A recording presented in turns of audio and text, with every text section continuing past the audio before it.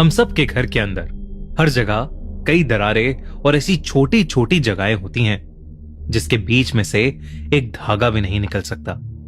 पर अगर उसी छोटी जगह या गैप में कोई बुरा साया कई समय से छुप के आपका इंतजार कर रहा हो तो 25 साल का इसामू जापान के शहर ओसाका में रहता था।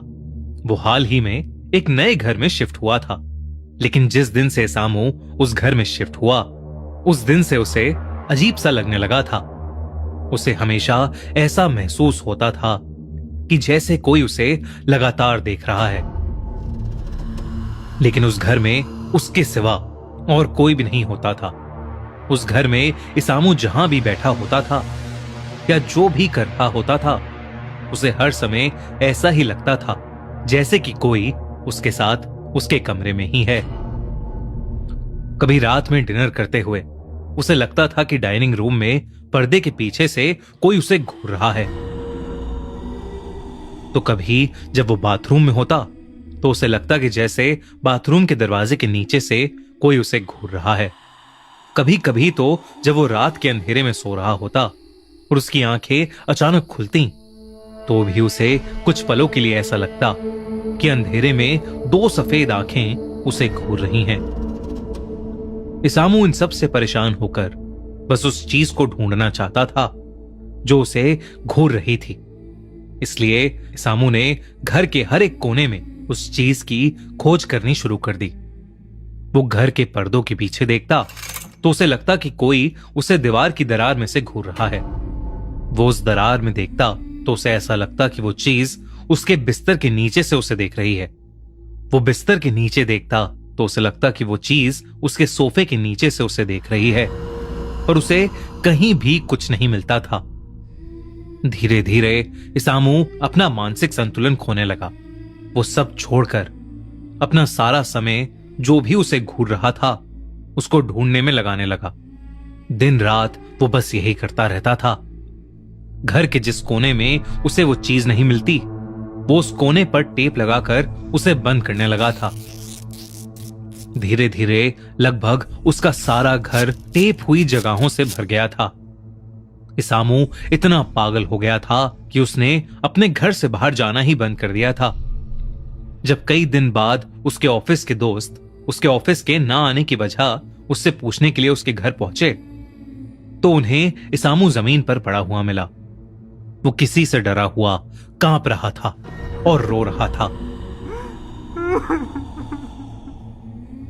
उसके ऑफिस के दोस्तों ने उसकी इस हालत की वजह पूछी तो उसने बताया कि वो घर से बाहर इसलिए नहीं निकल रहा क्योंकि वो लड़की उसे कहीं जाने नहीं दे रही है।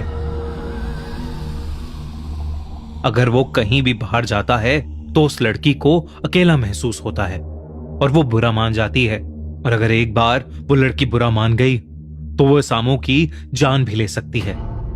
उसके दोस्तों को यह बात सुनकर बेहद अजीब लगा और उन्होंने जब उससे पूछा कि कौन सी लड़की और वो किधर है तो उसने अपने कमरे की ड्रेसिंग टेबल की तरफ उंगली उठाई। ये सुनकर उसके दोस्त को और अजीब लगा क्योंकि वहां कोई नहीं था।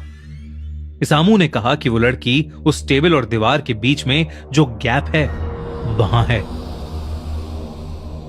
ये सुनकर उसके सारे दोस्त उसका डर खत्म करने के लिए उस गैप को देखने गए, लेकिन जैसे ही वो उस गैप के पास पहुंचे उनकी डर के मारे रूह ही कांप गई क्योंकि ड्रेसिंग टेबल और दीवार के बीच के बस 5 सेंटीमीटर के गैप में एक लाल ड्रेस में लंबे बालों वाली एक लड़की खड़ी थी जो सिर्फ उन्हें घूरे जा रही थी। वो लड़की बेहद डरावनी लग रही थी। अचानक उस लड़की के हाथ उस गैप में से बाहर आए। उस लड़की के हाथों के नाखून बहुत नुकीले थे। धीरे धीरे वो उस गैप से बाहर आने लगी। ये देखते ही इसामू के सारे दोस्त बहुत ज्यादा घबरा उठे और वो इसामू को अकेला छोड़कर उसके घर से भाग गए। उस दिन के बाद से इसामू किसी को कभी नहीं दिखा। इसामू के साथ क्या हुआ ये तो किसी को नहीं पता चल पाया, पर उस दिन के बाद से उसके दोस्त जो वहां उससे मिलने आए थे अपने घर के छोटे से छोटे गैप से आंख नहीं मिला पाए क्योंकि जब भी वो उन गैप्स के बीच में से देखते थे उन्हें वही लड़की की आत्मा दिखती थी। कुछ महीनों बाद उसके सारे दोस्त भी हमेशा के लिए कहीं गायब हो गए। इसामू और उसके दोस्त क्यों और कहां गायब हुए, यह आज तक किसी को नहीं मालूम। पर उनकी जान पहचान वालों को यह लगता है ये सब उसी लड़की की आत्मा की वजह से हुआ है। उस लड़की की आत्मा जिसको सब सुकिमा ओना बुलाते हैं।